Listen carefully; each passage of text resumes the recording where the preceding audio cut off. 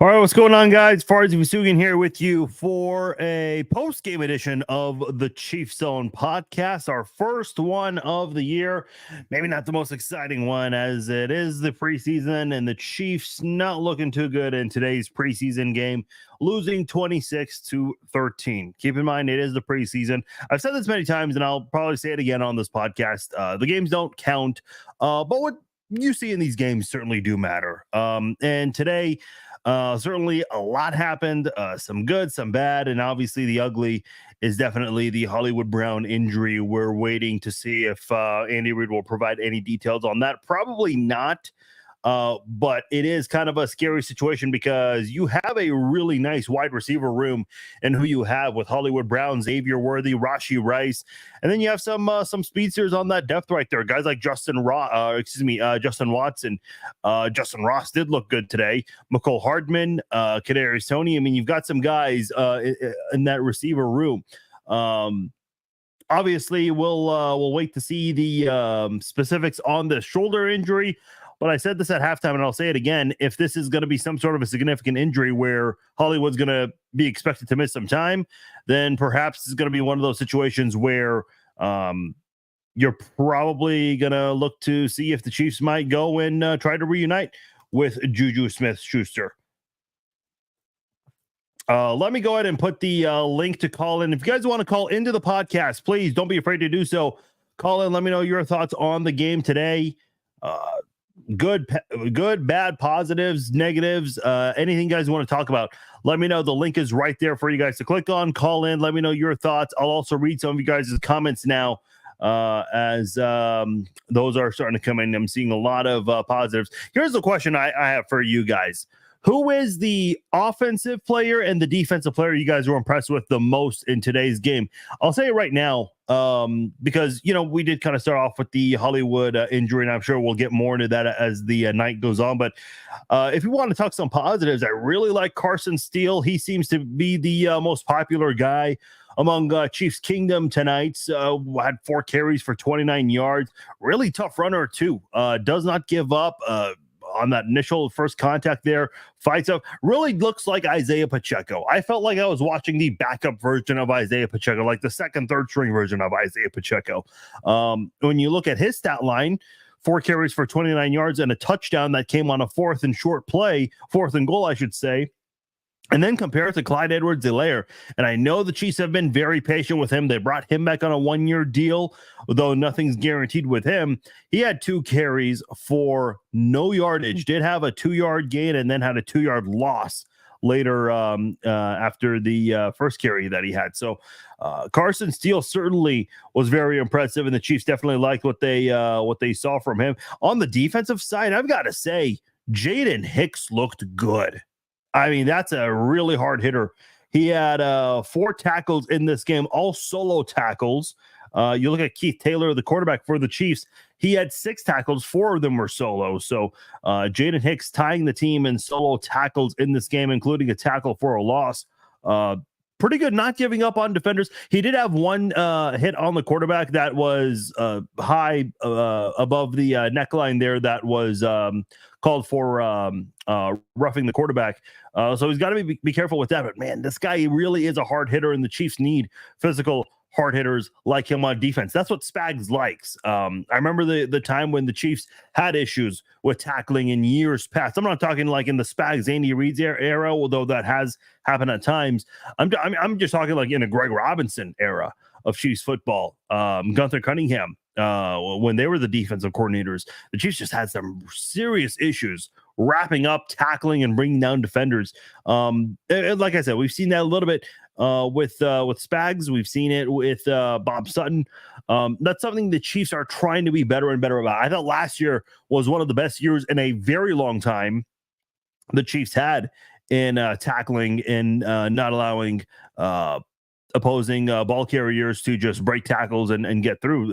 Last year's defense was great in so many categories, and they kind of went over it in the broadcast today on the Chiefs. What do they call it? 65 TBT, Toss Power Trap, the media production that's responsible for airing the games through KSHB, or technically today 38th the spot, which I know is a big deal for a lot of people who did not have YouTube TV. I mean, look, it's one of those things where the Olympics happens once every 4 years, so you're not going to see this kind of thing often. Hopefully, they can figure this kind of thing out the next time the Chiefs will have to air a game through 38th the spot, assuming they still have their contract with KSHB, which is obviously 38th the spot is their sister station. But for those of you at NFL Network, by the way, a lot of complaints about the Jaguars broadcast crew. That's kind of typical when a fan has to deal with the opposing team's broadcast crew. You hear those complaints because all they do is talk about the Jaguars or the opposing team's broadcast crew, the team they're covering. So, at least you got to see the game. There are a lot of people out there who were complaining in Kansas City who had YouTube TV that didn't get a chance to see the game, but that's besides the point. But to go back to Kansas City's defense there with Jaden Hicks and what he was able to do, the hard-hitting type of safety, he's already penciled in as one of the number 2 safeties on the team. And we don't know exactly what's going on with Justin Reed. He's expected to be ready for the season opener. But again, when you look at the defensive backs, that's a position where you see some rotational stuff here and there. So Jaden Hicks is probably going to be someone that the Chiefs are going to use a lot. They got him in the 4th round this year. So a guy they really do like and probably will use him a lot in games this season on defense, as they probably a good replacement for Mike Edwards, who's moving on to Buffalo. And by the way, they got him in the 4th round from Washington State. So those are my 2 biggest players that I was impressed with the most: Carson Steele and Jaden Hicks. Carson Steele had been getting a lot of hype in training camp so far. He's listed on the depth chart as a fullback, which was a little bit of a surprise because the Chiefs did not have a fullback for I want to say just last year they didn't have one. I think they had one the year before. So it is going to be very interesting. A name that a lot of people were really excited for in this game was Luis Rees-Zammit. And, he's really, really struggled in training camp. And he did not look very good in this game either. Pass protecting, running, catching on a screen pass, and not that the screenplay falling apart was his fault. I mean, it was just a poorly set up screenplay from the start, but he had 2 carries for 1 yard, and then he had a catch that went for 4 yards on that screenplay. I'm trying to find the exact, it says 3 yards on the stat sheet. So 4 yards. I mean, 1 yard of a difference there. And then he also got involved on the kickoffs where he kicked off, filled in for Harrison Butker, and it was not a very good kick. His first kick in an NFL game, but first impression, not very good. I will say one positive about Luis Rees-Zammit was when the Chiefs punted on 4th down after he had a carry, and was also trying to pass protect at one point. He stayed on the field for the 4th down special teams defense and quickly got to the punt returner. Might almost unblock the entire time. Barely got a hand on the defender, but enough to get him down. When today was just a really bad day for special teams. Outside of Harrison Butker's field goal kicking, and Matt Araiza had a couple of punts, looked pretty good to me. Nothing that made you drop your jaw with Matt Araiza, but I'm sure we'll get that later on. He had a few punts actually, but special teams was horrendous today. So outside of those 2. Luis Rees-Zammit did have the one bright spot where he went out there and made that tackle, because special teams was not very good from the first kickoff that the Jaguars had. Did not look very good. It was just bad from the get-go. The whole situation with kick returns, by the way, the Chiefs just absolutely looked lost with kick returning. There was a situation where Deneric Prince just forgot or maybe didn't know the rule that the ball was in the end zone and then bounced back into the 2 or the 1 yard line. So McCole Hardman had to go there quickly, last second, make a decision what he wanted to do. He took a knee in the end zone, also had a hand there in front of the end zone. I don't know if the hand mattered as much, but I think it was more because it was in the end zone, bounced in front of the end zone, and then the Chiefs took it back. And that's why it was a safety. By the way, I'm reading this tweet from Sam McDowell of the Kansas City Star. Hollywood Brown has the same injury that Tyreek Hill suffered in Jacksonville back in 2019. Andy Reid said He's at the hospital being checked out. So Hollywood Brown currently getting evaluated in the hospital. If I recall correctly, Tyreek Hill, I do recall that. So coincidentally, it was also in Jacksonville to start off the 2019 season. And Tyreek Hill did not play the first 4 games. So that was when Sammy Watkins took over. Demarcus Robinson had a couple of big games. Mecole Hardman was a rookie that year and had some big games that season as well. So in general, I don't think it's that bad of an injury if it's going to be as similar. It's expected to miss, 5 weeks? That's what Tyreek Hill missed with that injury. So if that's what it is, might not be ready for the first couple of games of the regular season, but should not be anything too bad where he's going to miss too much time for the Chiefs this season. Let's take a time out from all of this training camp talk here and give a shout out to our sponsor, SeatGeek. SeatGeek is the place where I go to for all of my sports ticketing needs. I got to see a couple of years ago the Jayhawks downtown in the Big 12 championship game. Went to a couple of Chiefs games last year, the week 1 opener against the Lions, and on the road to see them play the Raiders in Las Vegas. Went to a couple of Royals games this summer as well. Got to go to WWE Raw here in Kansas City. That was my first WWE event in 15 years. All of that because of SeatGeek. SeatGeek is the place where I go to for all of my sports ticketing needs. Keeps you honest. They show a green dot next to the ticket prices that are worth buying, means you're paying a good price for them. If you see a red dot, that means you're paying too much there. So do not buy those tickets from resellers. That's what I like about SeatGeek. Keeps you honest, lets you know if you're getting the best bang for your buck. And if you guys want to save $20 and you're a new SeatGeek customer, you can use my promo code FARZINE. All you have to do, if you're a new customer, pick your tickets at checkout, enter the promo code FARZINE, and you will save $20 off your first purchase from SeatGeek. Go to SeatGeek.com, select your tickets, and new customers at checkout can use the promo code FARZINE for $20 off their first purchase from SeatGeek. All right. If you guys want to call into the podcast, you guys can do so. I just commented with the link. So if you guys want to call in, give me your thoughts on today's preseason game. I know it's the preseason, so not the most exciting thing. Let me know. A lot of you guys are really impressed with Carson Steele. A lot of you guys want Carson Steele. Also, some people torn on Juju Smith-Schuster. Should the Chiefs call him? Should they not? So there seems to be a bit of let's just say there's some split opinions on that front right there, which I can understand. And then also Carson. Okay, let me ask you guys this.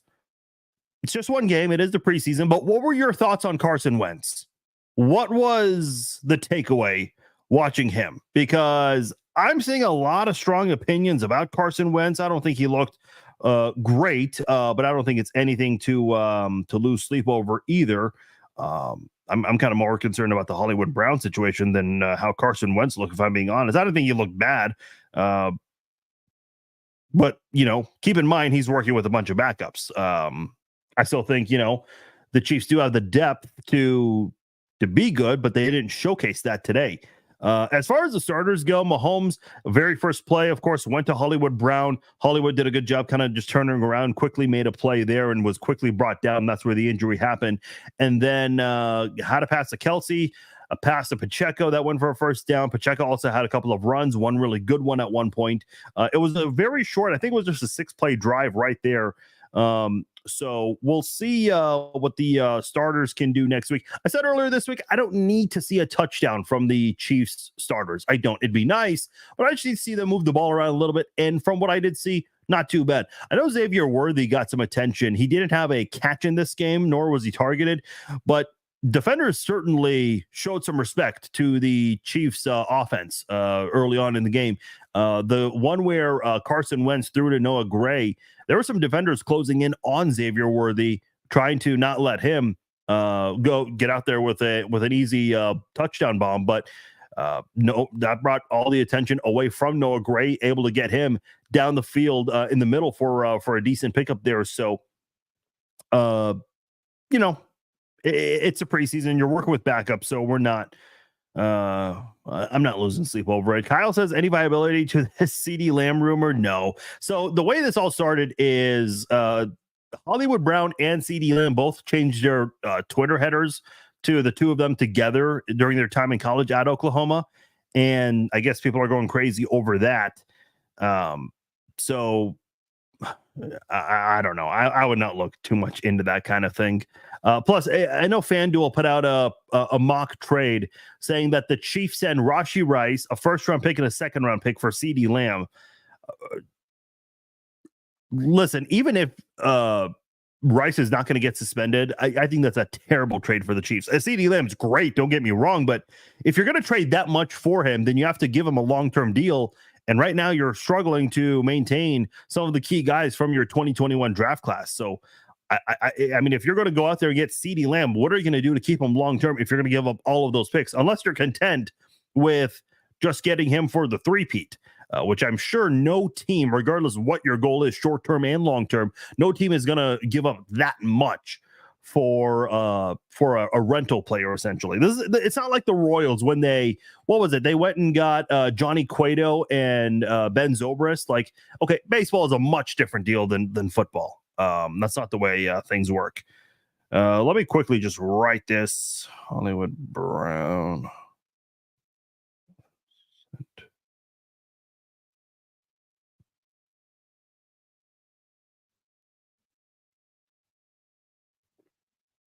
Yeah, so Hollywood Brown, for those who missed it, he is at a local hospital in Jacksonville to get his shoulder further evaluation there. And Andy Reid did compare it to an injury he had that Tyreek Hill had in 2019. Nate Taylor is adding some commentary. If that's indeed the case, it means Marquise Brown has damaged his left collarbone. Yeah, it looked like a left shoulder injury. I'm trying to think of significant collarbone injuries with wide receivers. I know the first one that comes to mind right away was Tony Romo. Obviously not a wide receiver, but I think Tony Romo in his last year or second to last year, before they turned it over to Dak Prescott, if I recall correctly, Tony Romo suffered was it a collarbone or a clavicle injury? I can't remember. One of those two. But yeah, that's going to be interesting to see what is going to happen. And if he's going to miss significant time, what do the Chiefs do? I mean, do they call Juju Smith-Schuster? Do they call someone else that's available in free agency? Because, see, Matt Derrick just said 4 to 6 weeks. I'm seeing some people say 4 to 6 weeks. Some saying 6 to 8 weeks. That's significant time. You're definitely going to miss the first 3 to 4 games of the season. So he won't be there for the season opener, which is unfortunate because that was an opportunity for him to go play against his former team, the Baltimore Ravens. He's certainly not going to be available for that game. So that's unfortunate because that's the guy. I asked you guys recently. I said, who do you think will score the first touchdown of the season? And my pick was Hollywood Brown. Did not age well. That did not age well. What other thoughts do you guys have? I thought the backup linebackers looked interesting. When the Chiefs pulled some of their defensive starters on the second series for the Jaguars, I thought the defense actually did good, all things considered there, that they had some starters come out, some backups were in, and the Jaguars still had their starting offense for their second drive of the game. And the Chiefs went out there and got a 4th down sack on Trevor Lawrence. And that was Jack Cochran, the linebacker guy. I know when people think of Jack Cochran, they think of that moment between him and Travis Kelce where Kelce scored a touchdown in last year's camp and Cochran tried to punch it out well after the whistle in the play. I mean, listen, I know that's like a shitty thing. Like, oh, that's the only thing we remember him for. But that is, I mean, when in terms of Jack Cochran, like when else has his name ever been brought up? I just don't hear it, not even from the media. Josh Williams kind of had a really rough game. He was very physical with the left wide receiver for the Jaguars. I don't remember who it was, but he was very physical to the point where the microphones actually picked up the Jaguars sideline shouting holding, and he allowed a big play at one point on a circus catch too. Not an easy one there. Was very physical on both of them, and Trent Green kind of like was insinuating, hey, kind of surprised that they didn't call holding on either of those plays there. So that was a blow. And by the way, keep in mind with the Chiefs defense today, they did not have Chris Jones. And let me add one other thing about the defense, because I was responding to someone on Twitter who was discouraged by the way the defense looked. Do you guys not remember last year's preseason the Chiefs defense did not look good in last year's preseason either. No, they didn't have Chris Jones. They didn't have Chris Jones for the week 1 game against Detroit, but they still looked pretty good in that game. If you guys recall, Derek Carr carved up the Chiefs defense last year in the preseason. Well, you tell me, how did Derek Carr do the rest of the season? And how did the Chiefs defense do the rest of the year? Obviously, what happened in that preseason game between the Chiefs and Saints did not carry over into the regular season, not even close to it. So, I'm not losing sleep over that either. I do think the Chiefs, by the way, I meant to go back to the kick return thing because obviously Mecole Hardman had that mishap. It was more on Deneric Prince than Mecole Hardman because Deneric Prince kind of forgot about that whole situation. But then you had 2 players both trying to catch the kick return. So the Chiefs almost had a massive disaster on that play there. Yeah, Michael asked a really good question. Is Felix Anudike-Uzomah going to start playing like a first rounder anytime soon? Yeah, we haven't really seen a lot of highlights from him, even in last year's preseason. When he played against the Chargers, when the Chargers and the Chiefs both essentially started their backups, he did look good in that game. Now, again, you can't put too much stock in that game because that was essentially a preseason game played late in the year. You see that around the NFL where some teams do play their backups because there's no serious significance in that final game of the regular season.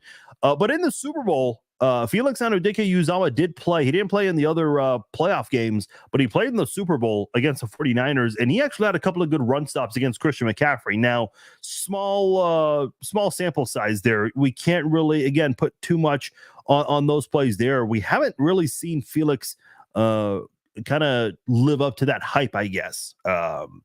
And I have no problems with the Chiefs going after a defensive end, but we didn't really expect Charles Omenihu to look as good as he did last year coming back from his suspension. Mike Danna also played much better than expected. So, if FAU is going to be a depth guy, that's fine. But I guess, considering that he was a first-round pick, it is kind of concerning that he's kind of slow with his progression in Kansas City so far in the early going of his career. Do I think Louis Rees-Zammit makes the team? Gosh, I don't know. Part of me wonders if the Chiefs will keep him, because if you're going to put him on your practice squad, here's what has to happen first. He has to clear waivers, then you bring him back. I'm telling you right now, the Patriots or the Panthers, they would grab him. They would absolutely grab him. I'd be shocked if they didn't.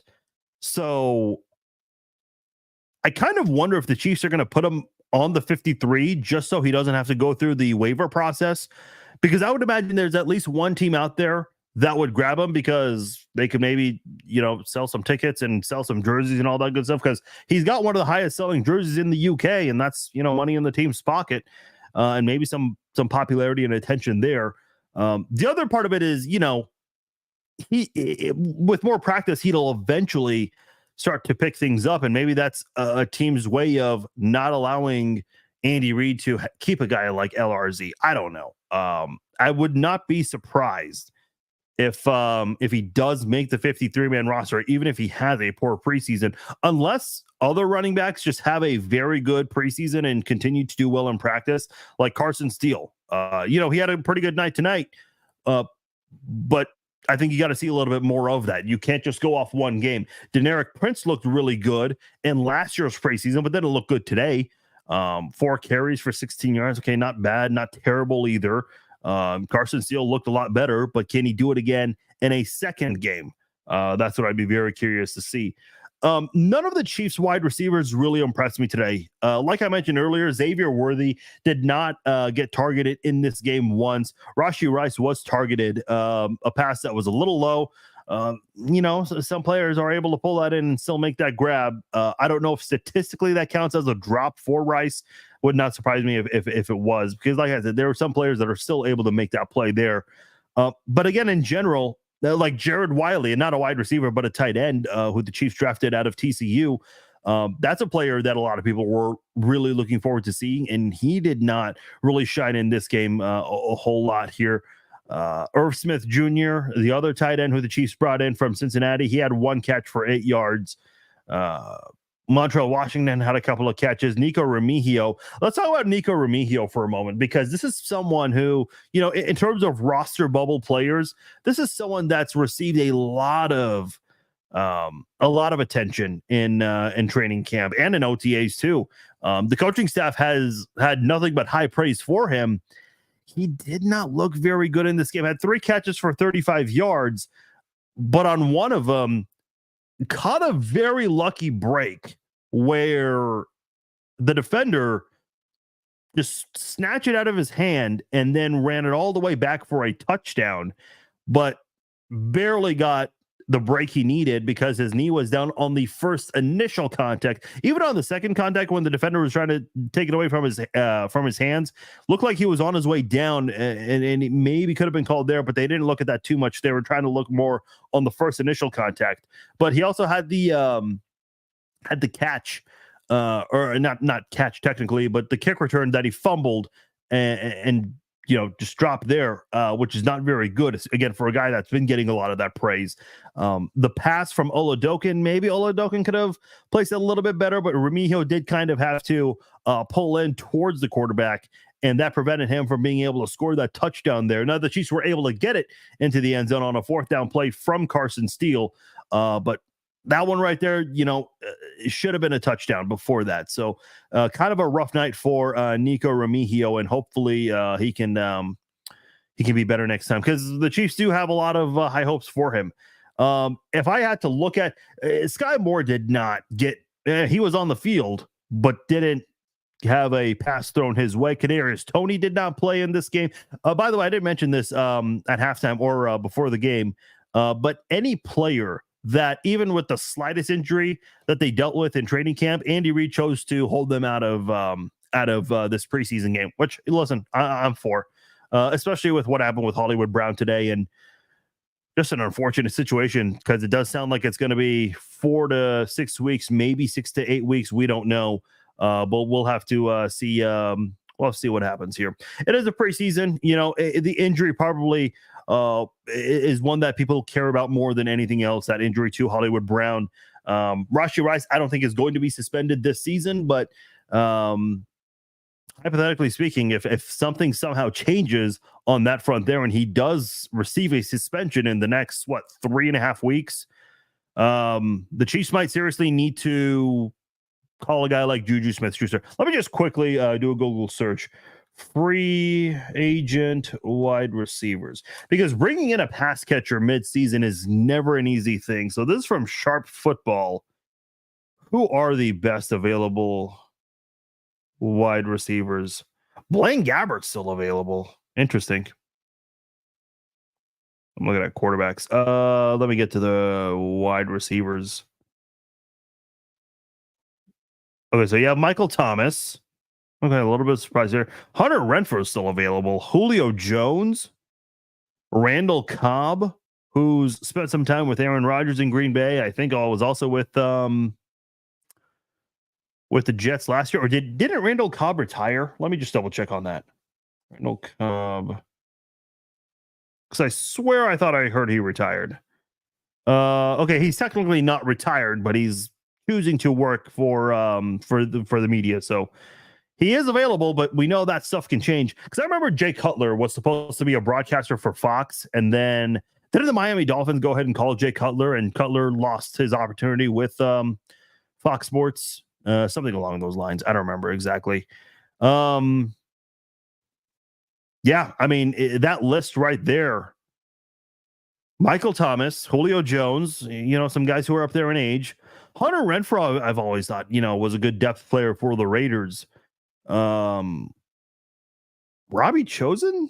Hold on, let me just make sure this is the right Robbie Chosen that I'm thinking of. From the Panthers, I think.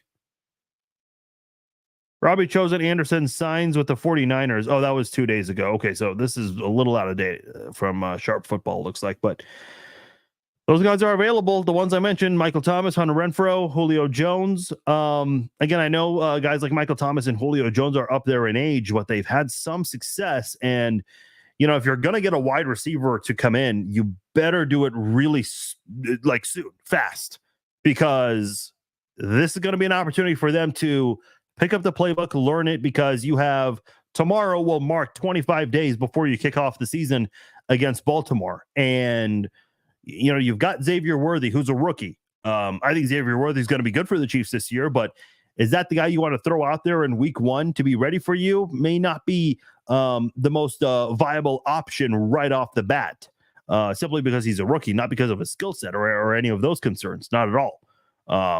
Rashee Rice, this is a guy that's expected to make a significant second season jump. But you got to get Travis Kelce some help there, because, he's up there in age. And if you can have a crowded wide receiver room, it certainly will help Travis Kelce's case. But yeah, not a good night for the Chiefs wide receiver room, both on the field and with the injury, just not very good. Yeah, Juju is the one guy who got cut yesterday, I believe. So that might be maybe Juju Smith-Schuster is the guy you go to because he's younger than all the other guys. And I know a lot of people are going to say, yeah, but he couldn't make the Patriots roster. Yeah, I don't disagree. It's kind of a weird thing, but maybe a change of scenery is what could help a guy like Juju come back to Kansas City, where he won a championship, had some success up until that concussion he suffered midway through the 2022 season. Whatever you're going to do, you better do it fast.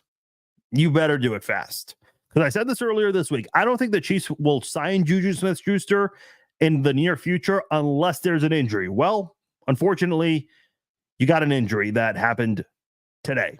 So Andy Reid and Brett Veach, I'm sure, as they're getting ready to get on the bus and get on the plane to come back to St. Joe, I'm sure the discussion is being had. They need to figure something out, because Hollywood Brown being out for at least 4 weeks, that is a huge loss.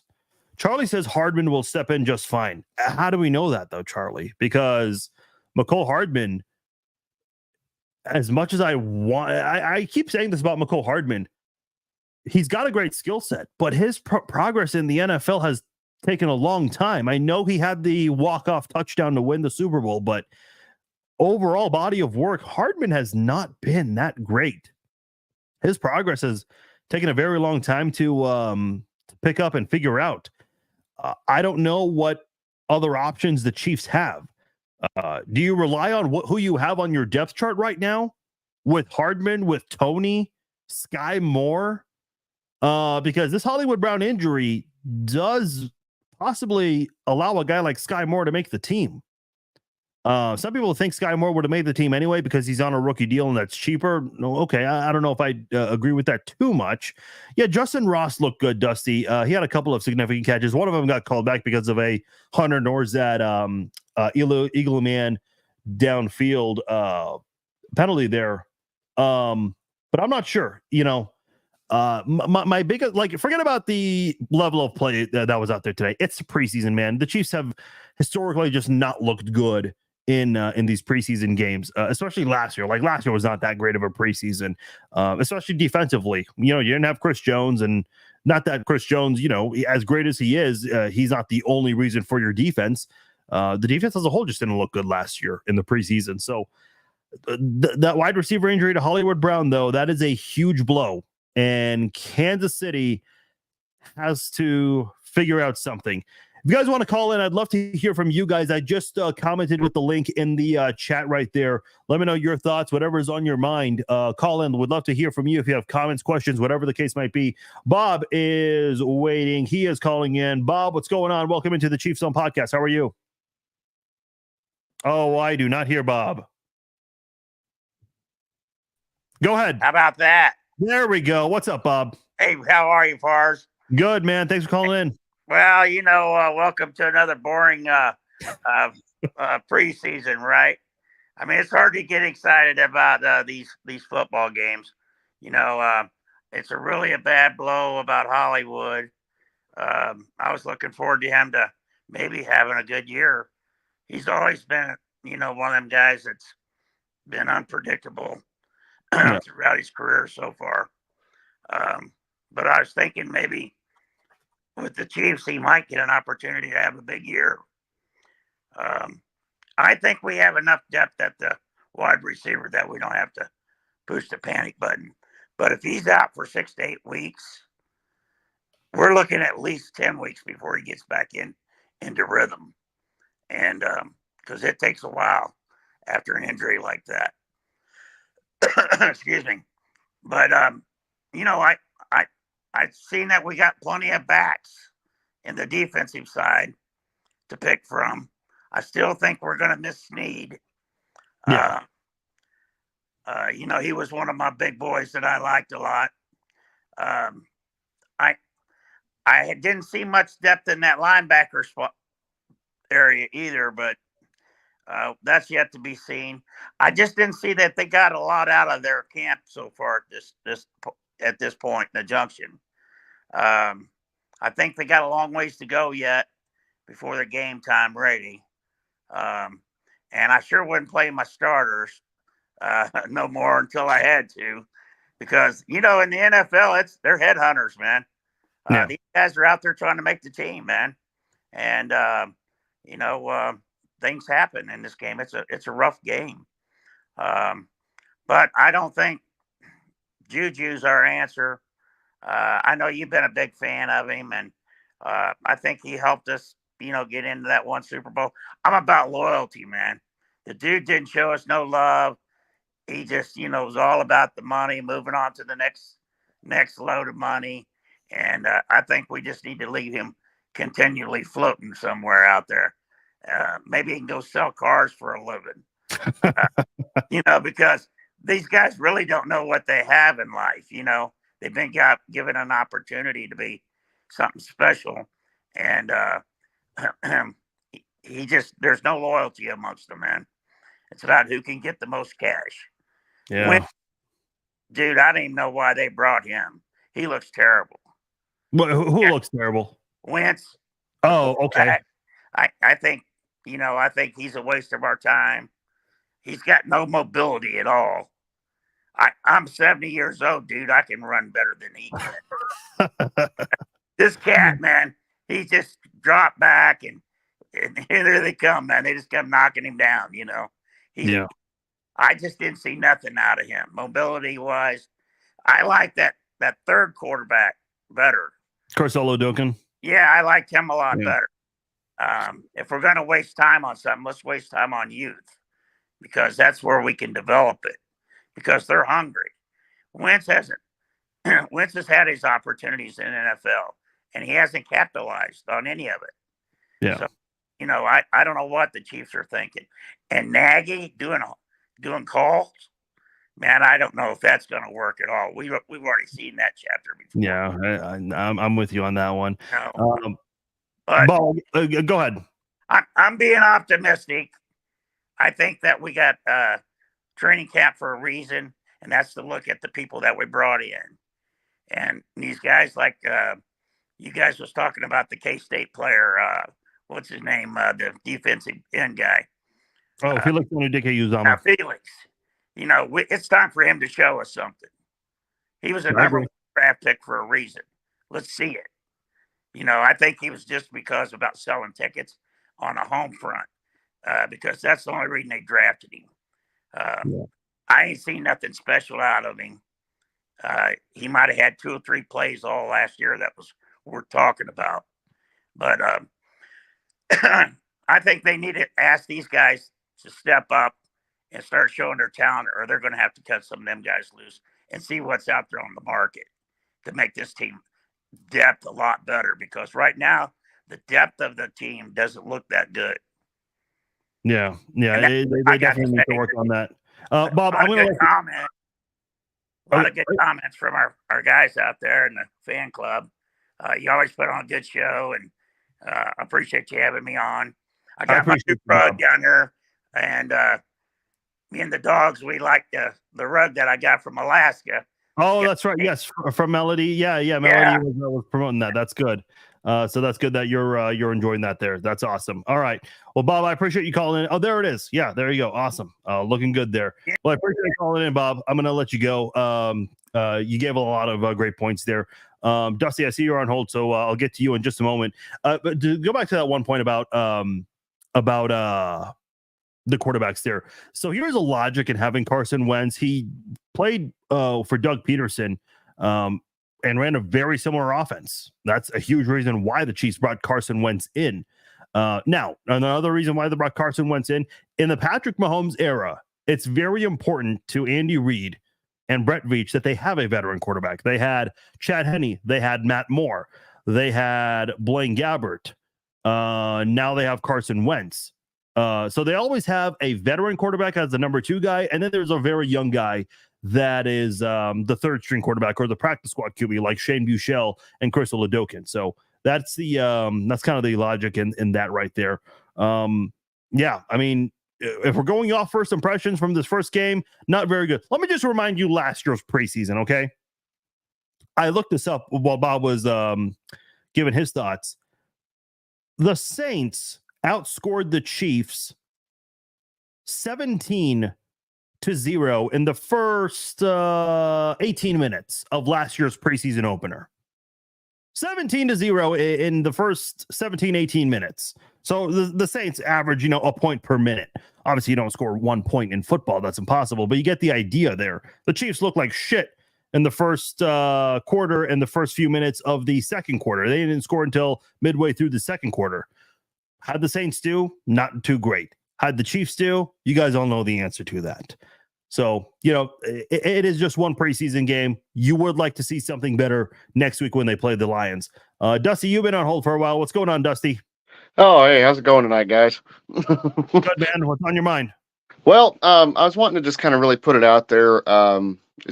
With you kind of started hitting the points when it comes to how we do when it comes to preseason. It seems like Andy and a lot of our guys, they seem to be playing chess when everybody else is playing checkers. It's not, they never really worry about scoring. They're just putting our guys in high tense situations and they just keep throwing them at the wall and seeing who's ready to be tough. And Spags says it over and over and over again. He wants to know who's pretending to be tough and who actually is tough. We can even go back all the way to to the beginning of the Mahomes era, and even when he was benched behind Alex Smith, nothing was really happening. And we pretty much would lose all of our preseason games. And then we get on a roll and just smash through everybody as we get going. And to go hit on what the last gentleman was saying about Carson Wentz and what you were just saying about him playing under Doug Peterson and stuff, because if I remember correctly, wasn't he part of the Philly special team? The team that won the Super Bowl that year? Yeah. Because that would put him under the Andy Reid tree, and I think he blends in perfect with that. And I think that's part of the reason they probably picked him up. Yeah, no, I do agree with you. I mean, that familiarity is very important. Blaine Gabbert did not look too good last year. Fortunately, the Chiefs did not need him in any kind of urgent situation. He just kind of played in the Week 18 game and also in that Chicago game, the infamous Taylor Swift debut, if you will. That's where he got most of his significant playing time. But the Chiefs do need someone with that offensive familiarity, and that's why they brought in Carson Wentz. Yeah, for sure.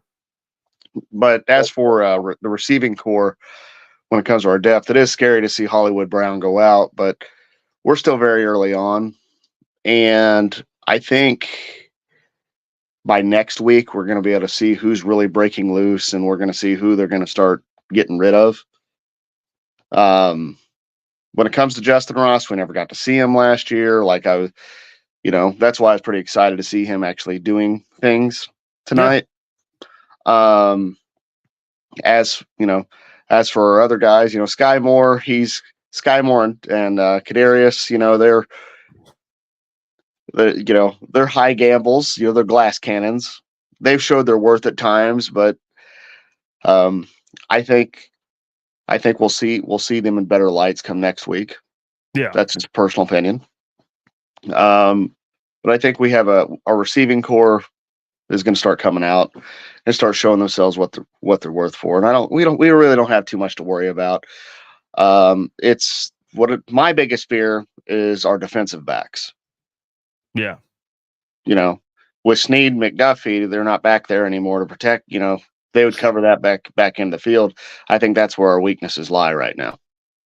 Yeah, and I think a pass rush would certainly change a lot of that. But when you look at the secondary right now, yeah, they're trying to figure out who are they going to put back there, filling in for Snead. Josh Williams kind of had an off game today. We didn't see much of Jalen Watson. Nazir Johnson didn't play, still recovering from that injury. But yeah, I do agree. I think it would be nice to see a little bit more of an encouraging sign, I guess, in that next preseason game against the Lions for sure.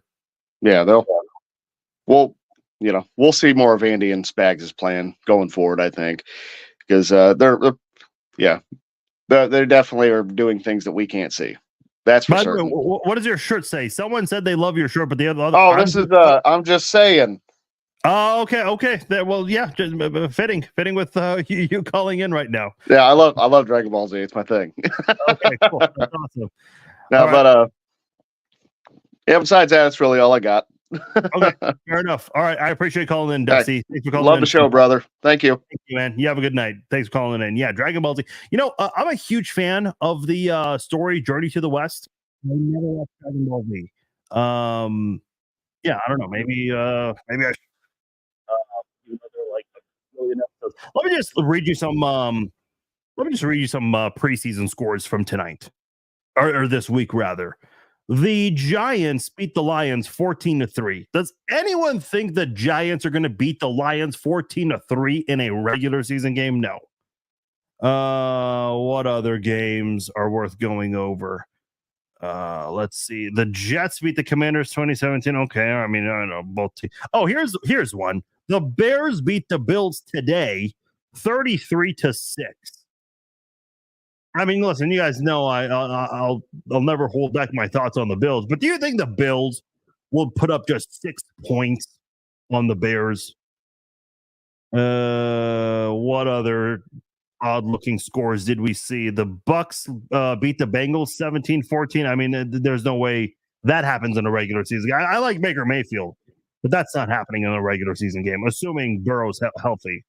And if that offensive line can block. The 49ers lost to the Titans 17-13. No, not happening. So, look, you have some other games around the league today that, you look at the final score and you're like, yeah, no, that would not happen in a regular season game. Not one bit. So, the Raiders game, yeah, I didn't see the end of it because the Chiefs game came on, Kyle, but it did look like an entertaining ending. I just scrolled past that. I think the Vikings won by...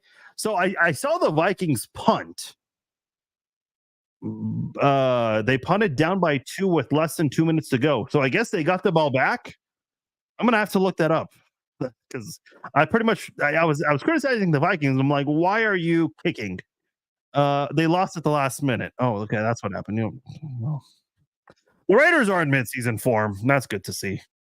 That is good to see. All right.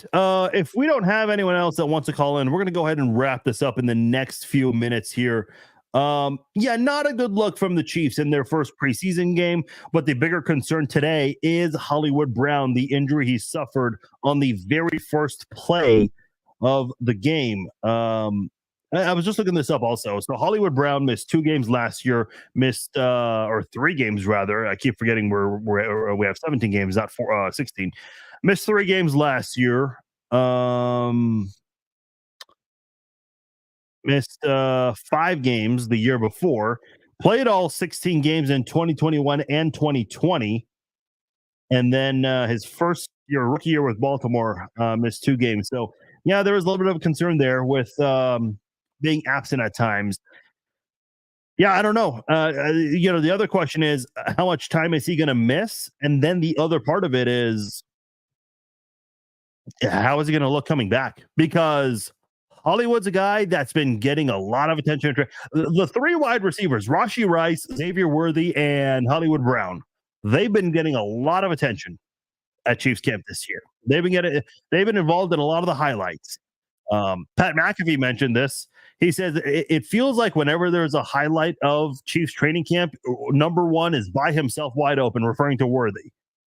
Right now, Xavier Worthy, I mean, this guy's got to put on his big boy pants. He's got to become a grown-ass man overnight because they're going to have to rely on Xavier Worthy a lot more than expected, because going into the regular season, what was the setup?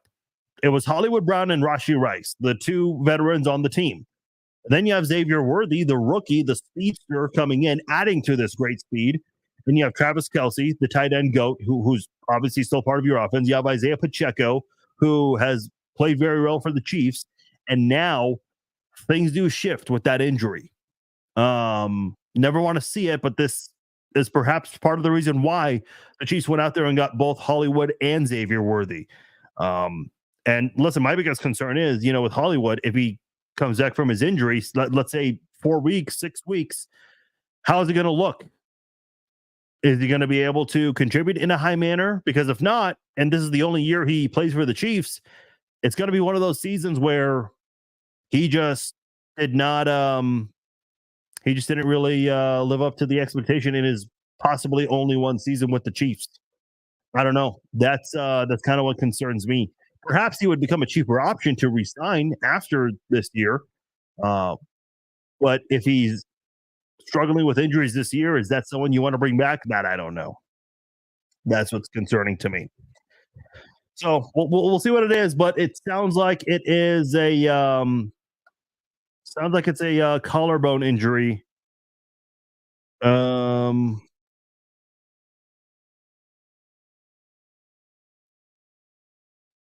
Let me just read a couple of tweets here to see some updates on this.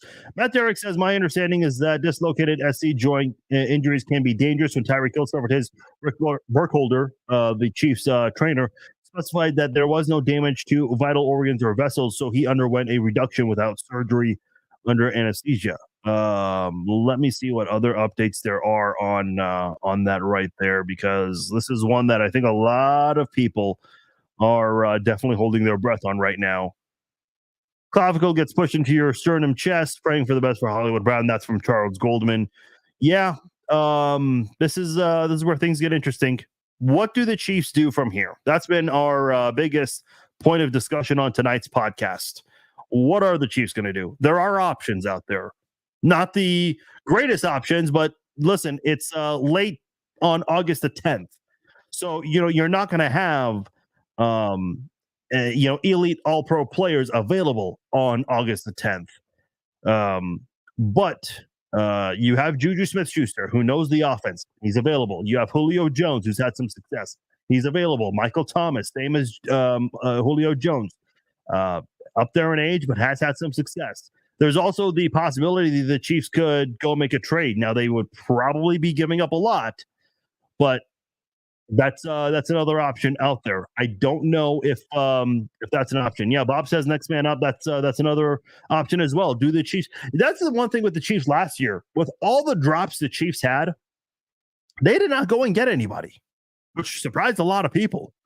It worked out in the end, I guess. But do you want to go into the season with this receiving core? Because you're basically giving Kadarius Toney another opportunity. You're hoping Mecole Hardman can step up and play like a grown-ass man. Yeah, CeeDee Lamb. Yeah, a lot of you. CeeDee Lamb. There it is. Michael mentioned Brandon Ayuk. I kind of forgot about that. It sounds like Ayuk is either going to stay or go to Pittsburgh. It sounds like that's going to be one of the two options. So we don't know. Yeah, Justin says we don't even know Rice might be suspended. It's probably not going to happen this year because the trial date is going to be later. He's got a court date in late November, early December, and then that's not even the trial date. So that's his suspension very likely is not going to be this year. Now, I think the odds of CeeDee Lamb or Brandon Ayuk very, very, very slim. Never say never, but I don't know if that's happening. So I will say this, though. Whatever the Chiefs decide to do, if they want to go bring someone via a trade or in free agency, they need to do it fast because, it's August the 10th, but today's essentially over. Tomorrow will be 25 days away from kickoff. And with less than a month to go, especially with a pass catcher, you got to bring someone in fast to get that playbook. Try to build some rapport with Mahomes on the field. Try to get a good feel for each other, and then they can be ready for that week 1 game. If you're going to do it, you got to do it really fast. I guarantee you that's already been talked about between Brett Veach and Andy Reid. They just maybe throwing out some ideas, and I'm sure they're going to talk more about that tomorrow morning.